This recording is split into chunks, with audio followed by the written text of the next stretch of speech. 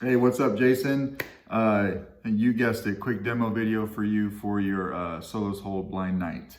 So actually I had a majority of this done yesterday, but then you wanted some weathering done, and so I did that this morning. Followed Benji's tutorial over at Nerf Herder Customs. So if you want to do that to your own saber, check out that video. I've been weathering for a while, but I learned a lot of stuff in that. So try to apply that some here. So I did use aluminum black on this guy. Everywhere, right? Not so much on the top of the switch housing because I didn't want to interfere with the switch mechanisms, both your power in the front and then your auxiliary in the back, but on the sides and then on every crease, pommel cap, everywhere else. We gave this guy a nice medium to light weathering, more towards medium. So let's go over this guy. There's quite a bit going on. I don't know how other people put in their switches and have them stay up. I came up with a way. I took a mechanical pencil, broke it apart. I took the spring out of it, cut that spring in half. So I had two pieces, and then I kind of manipulated the coils a little bit to make them smaller, and I put them inside this box. And then I did JB weld this box down.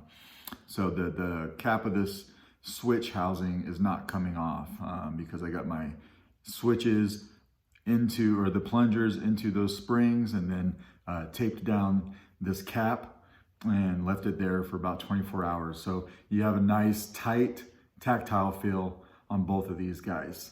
And that's how I was able to accomplish that. So this guy right here, of course, unscrews, and then this emitter piece comes off. It is very tight, but it does do the job. I did add a set screw right here. I originally did not, but I added that because the chassis, right? So we're gonna take this guy out. First, we're gonna unscrew the pommel cap.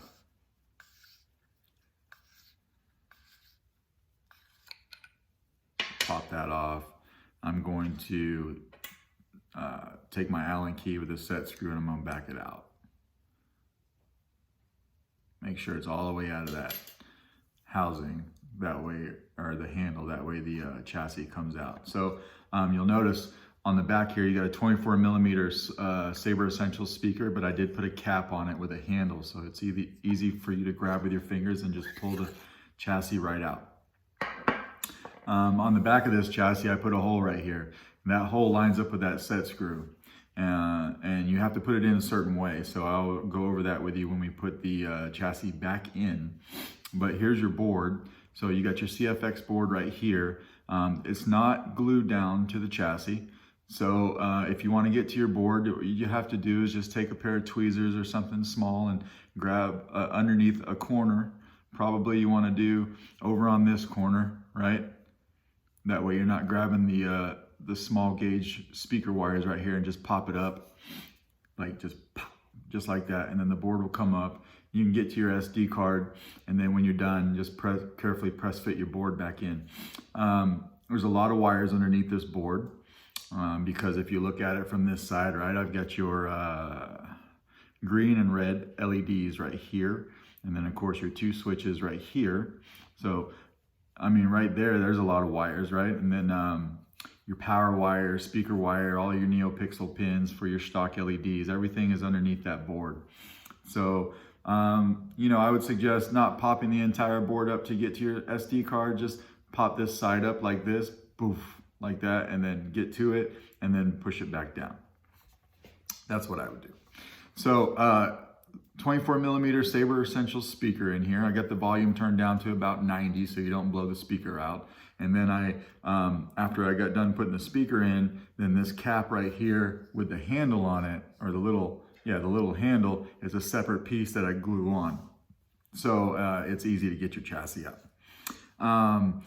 The switches had to be exact height for these plungers because there's not a whole lot of play in these plungers when you're pushing them down. I mean, what you see up top there, if you can see that, that's the only amount of room that you have to push down. So in that amount of space, I need to be exactly on top of my my switches, and then have that amount of space to actually engage the switch. So I went through a couple iterations of this guy, but we got it done. Let's put it in. Let's put a battery in. So removable battery system, your spring side is going to be your negative side of your battery. My anger is all I have left. Anger and revenge. Now you'll notice on this chassis, there's a channel all the way down here. So it starts off small right here. That is just the diameter of those actual plungers in your control box, and that helps you line it up. So you got your control box here and your switches here, so everything's gonna be aligned properly. If you don't get the switches or the plungers in that channel, it's not gonna go. So everything does slide out nice and smooth in and out. You just wanna be careful when you're putting it in, and then it goes to right there. That is how you know you've got it set all the way. Or of course, you know, when you get the battery in and you're holding it here, you could hit the activation. May the force be with you. I woke the board up, so that's good. So now with the set screw, you know, I got that hole in the chassis for the set screw. So I'm going to come over here and I'm going to tighten this up a bit, but you do not want to tighten it up very tight at all, right? So you just want to keep going with this guy until you feel the least bit of resistance and then stop. That's all you need. I made the mistake of not having that hole in there this morning in the chassis, cranked down on that guy a little bit and jammed the hell out of these switches. And I had to, I spent about 45 minutes trying to get this chassis out, and then I broke my switches and I had to replace them. So bad deal, right? I put that hole in there for a reason. It's big enough for that set screw. It slides in, it locks in place. As soon as you feel it, stop. So this pommel cap is going to be tight sliding onto the back of this speaker mount right here.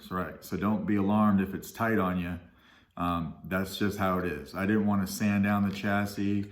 I didn't want to do some other things I could have done. I just thought that, you know, if I hadn't put that last piece on with the handle, then this would have gone in fine, but then you would have had a hell of a time trying to get the chassis out.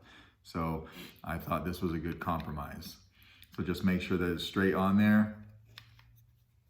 Start screwing it in. You're good to go. Like you'll feel it. It's tight, but it goes, right? And because this is so tight, that's the reason why I have this set screw in here, so that this chassis doesn't clock off on you while you're screwing in your pommel cap.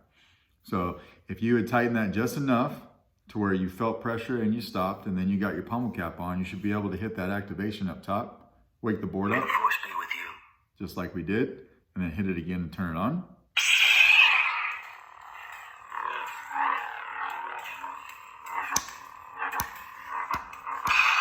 Flash on flash. Gotta hit it a little hard, just like that. Now we could tap our auxiliary. The blaster deflex, you can see your LEDs going. We hold it down for blade lock up, you'll get a different effect.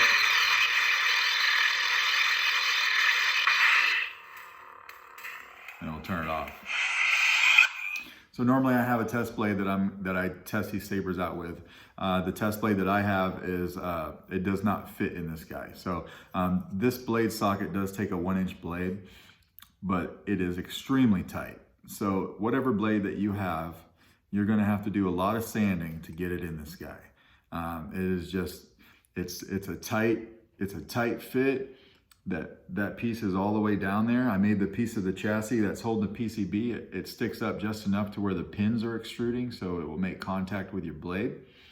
And that's another reason why, well, in between the set screw and this pommel cap holding the chassis in place, you don't have to worry about it backing out, because it's just long enough to where this is actually holding it forward. The set screw is actually just keeping it from spinning. So sand down your blade. If you haven't done that before, I usually use a rough grit sandpaper to get all the material off that I need. And then once I'm satisfied with the fit, I'll go through with a fine grit piece, and then I will finish out the blade just to make it nice and smooth. And then by that time, normally on my blades too, I just sand the whole thing. It helps with light diffusion, and it just looks better. One last thing. Oh, okay, so we'll wake the board back up. My anger is all I have left. Anger and revenge. To get to your sound fonts when the blade is off, hold down your auxiliary button.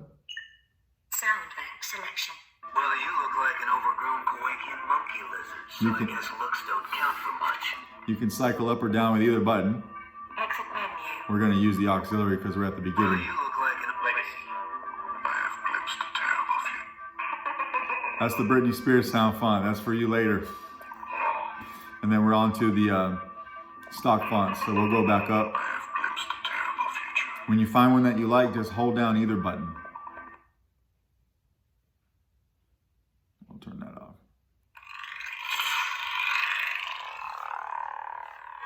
Your blood makes you powerful, but you will need to learn the ways of the Force.